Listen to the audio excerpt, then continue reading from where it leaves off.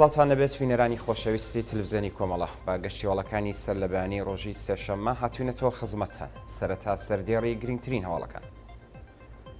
کۆبوونەوەی کەمەندامان لە کرماشان و کەنگاوەر، برینداربوونی هەشت کرێکاری کارخانەی لاستیکی بارەزی کوردستان بەهۆی ڕووداوی هاتوچۆ، دەست بە سەرکردنی سێ هاوڵاتی دیکە لە شاری شنۆ، بەڕێوەچوونی مەراسمی ساڵوەگەری مەرگی 176 سەردەشینی فڕۆکەی ئۆکراینی لە تاران، کۆبوونەوەی کرێکارانی ئەرکان سالز لە ناوچە ئەمەلیاتیەکانی باشوور و ئەهواز، کوژران و برینداربوونی دەکەس لە هێرشی هێزەکانی ڕەژیم بۆ سەر بەهشتابادی بەمپور و کوژرانی فەرماندەیەکی پلە باڵای حیزبوڵڵاه لەلایەن ئیسرائیل.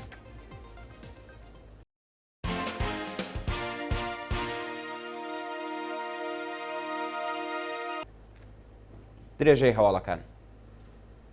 کۆبوونەوەی کەمەندامان لە کرماشان و کەنگاوەر ڕۆژی دووشەممە 18 بەفرانبەر، کۆمەڵێک لە کەمەندامانی کرماشان و کەنگاوەر لا ناڕەزاتی بە دۆخی خراپی ژیان لە بەردەم ئیدارەی بێزیستی کۆبوونەوە. کەمەندامان لە ئاسپ بەکردەوە دەرنەهاتنی گەڵاڵەی 27 یاسای کەمەندامان ناڕازین و داوا دەکەن ئەو بڕە پارەی بێزیستی وەکو یارمەتی پێیان ئەدا زیاد بکرێت، ئیمکاناتی ڕفاهیان بۆ دابین بکرێت و پشکی بودجەی کەمەندامان لە لایحەی بودجەی وڵاتدا لەبەر چاو بگیرێت.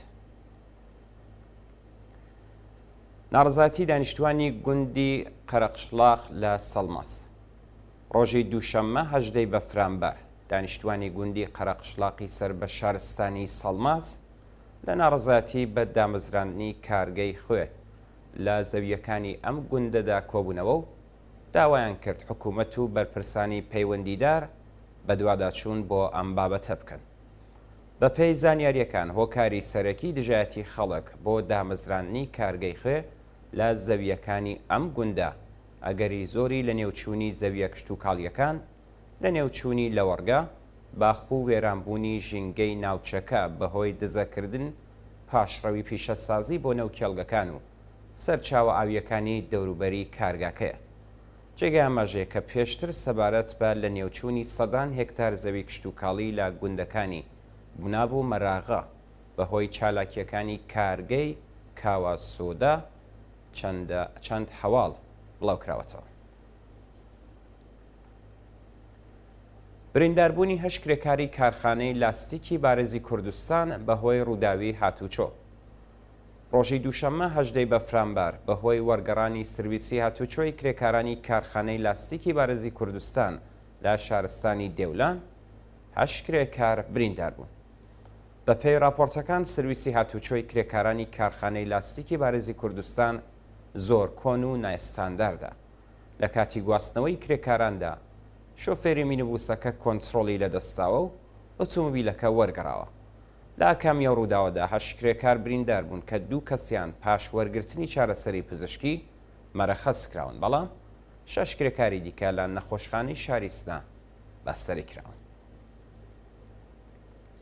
برینداربوونی کۆڵبەرێک لە سنووری بانە شەوی یەکشەممە 17 بەفرانبەر، کۆڵبەرێکی خەڵکی شارستانی شایندێژ بە ناوی حەمید بە تەقەی هێزەکانی ڕەژیم بریندار کرا.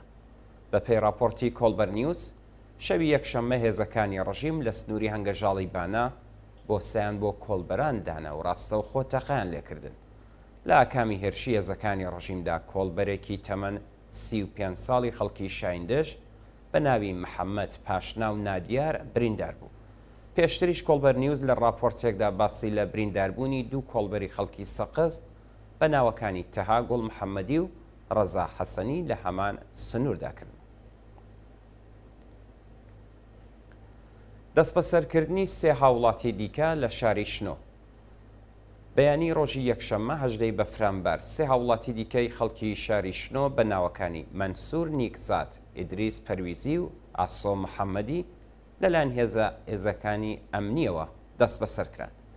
بە پێی زانیاریەکان هێزەکانی ئیسلاحاتی سوپای پاسداران بەبێ بەڵگەی قەزایی هێرشیان کردوتە سەرماڵی ئەو سێ هاوڵاتیە و وێڕای بێڕێزی بە بنەماڵەکانیان هەرسێکیان بە تونند و تیژیەوە ڕفاندووە. هەمان ڕۆژ گەنجێکی دیکەی خەڵکی شنۆ بە ناوی جبرەیل ئەحمەدپور لەلایەن هێزەکانی ڕژیمەوە دەست بەسەر کرابوو. شایانی باسەکە بە دوواداچوونی بنەماڵەی ئەو چوار شارۆمەندە تا ئێستا بێئاکام بووە و هیچ زانیاریەکیان لەسەر هۆکاری بەندکران و شۆنی ڕاگیرانیان دەست نەکەوتووە. ئێعدامی دوو بەندکراوی کورد لە زیندانی قزل حەسەر. بەیانی ڕۆژی دووشەممە 18 بەفرانبەری 1402 حکمی ئێعدامی دوو بەندکراو بەناوەکانی کیومەرس غوڵامی خەڵکی ئیلام و محەممەد حسین گەراوەند خەڵکی لۆرستان لە زیندانی قزل حەساری کەرەج جێبەجێکرا. بە پێی راپۆرتی کەمپینی بەرگری لە زیندانیانی سیاسی، ئەو دوو بەندکراوە پێشتر بە تۆمەتی پەیوەندیدار بە مادەی هۆشبەر دەست بەسەر و دواتر لەلایەن دەستگای قەزای ڕژیمەوە بە ئێعدام مەحکوم کرابوون. شایانی باسە کە 5 بەندکراوی سیاسی بە ناوەکانی ڕەزا ڕەسایی، موجاهد کورکور، وەفا ئازەربار، محەممەد فەرامەرزی و محسێن مەزلوم مەترسی لە سێدارەدانیان لەسەر و چالاکانی مافی مرۆڤ کەمپینێکی تویتەریان بۆ ڕێگریکردن لە ئێعدامی ئەو 5 چالاکە سیاسیە دەست پێ کردو.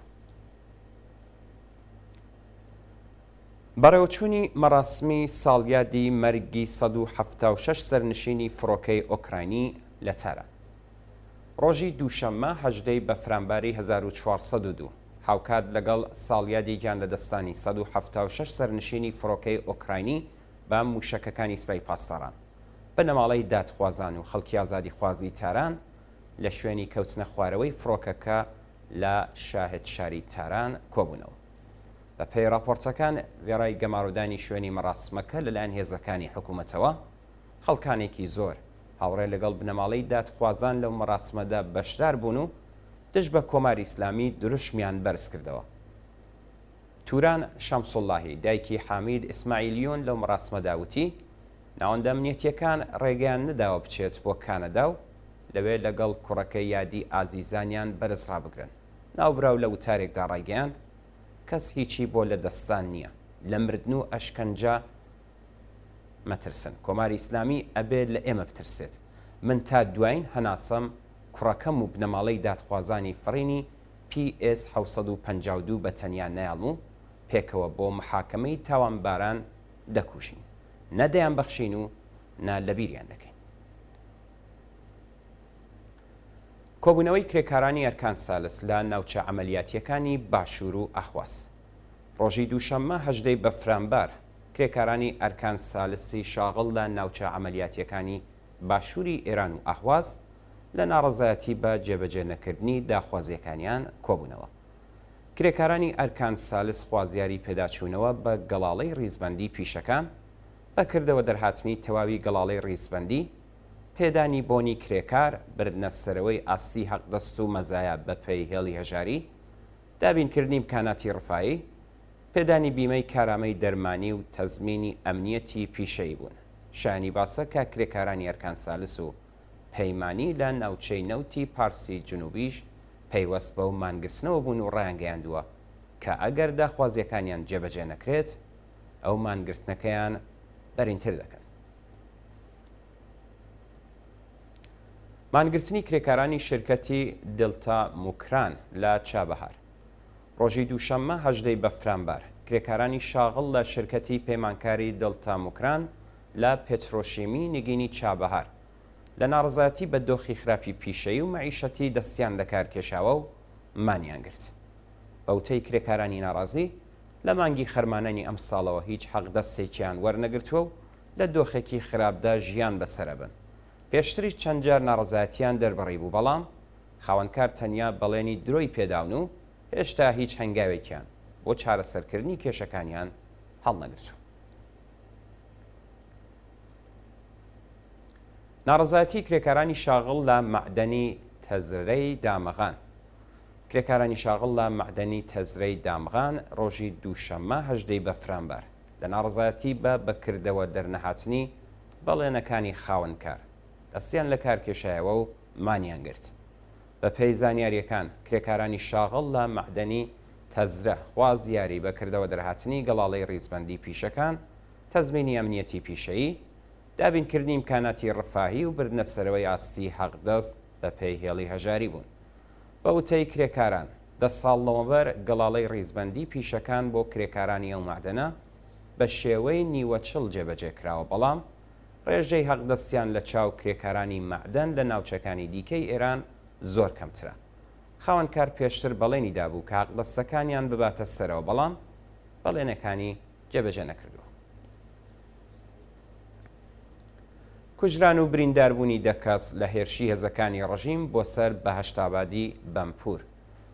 ڕۆژی دووشەممە 18 بەفرانبار هێزەکانی ڕژیم بەمەبەستی دەست بە سەرکردنی هاوڵاتیەکی بەلوچ هێرشیان کردە سەر خانوویەک لە بەهەشتابادی شارستانی بەمپور و شەڕ هاتە ئاراوە. لە ئاکامی ئەو پێکدادانەدا 10 کەس کوژراون و بریندار بوون. بەپێی راپۆرتی ڕێکخراوی حاڵوەش، 2 چەکداری نێو خانووەکە کوژراون کە ناسناوی یەکێکیان بریتیە لە ئەکرەم نارویی زەینەدینی.